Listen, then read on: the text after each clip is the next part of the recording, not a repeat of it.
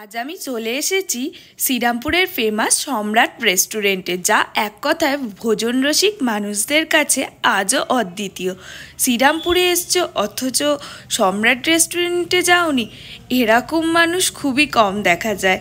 যাই হোক, এবার আসি আমি ভেতরের অ্যাম্বিয়েন্সে। এই যে জায়গাটা তোমাদেরকে দেখাচ্ছি, এই পোর্শনটা নতুন রিনোভেট হয়ে এক্সটেন্ড হয়েছে, তো সেই এক্সটেন্ডেড পোর্শনেই আমরা বসেছিলাম। আমি তোমাদের সাথে মেনু কার্ড শেয়ার করছি।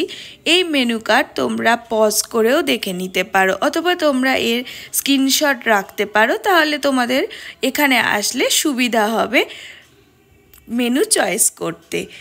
রিজনেবল প্রাইসে গুড কোয়ান্টিটির খাবার এখানে পাওয়া যায়। এখানে মকটেল কাউন্টারও রয়েছে। তো আমরা প্রথমে নিয়েছিলাম চিকেন তন্দুর, আর তারপরে এখানে নিয়েছিলাম আমরা মিক্সড ফ্রাইড রাইস, যেটা এখানকার সিগনেচার ডিশ। তোমরা অনেকেই হয়তো জানো সম্রাট রেস্টুরেন্টের মিক্সড ফ্রাইড রাইস খুবই বিখ্যাত, আর এখানকার মাটন বিরিয়ানিটাও কিন্তু তার সাথে খুবই ভালো। তো দেখো, আমি এখানে নিয়েছিলাম mutton roshnai, Szechuan chicken, mutton biryani, mixed fried rice. প্রত্যেকটা খাবারই ছিল অতুলনীয়। আর তারপরে এখানে এলো লাইম সোডা, সেটা তো অসাধারণ রিফ্রেশিং। শ্রীরামপুর স্টেশনে নেবে হাঁটা পথে তোমরা 5 মিনিটে পৌঁছে যাবে এই রেস্টুরেন্টে।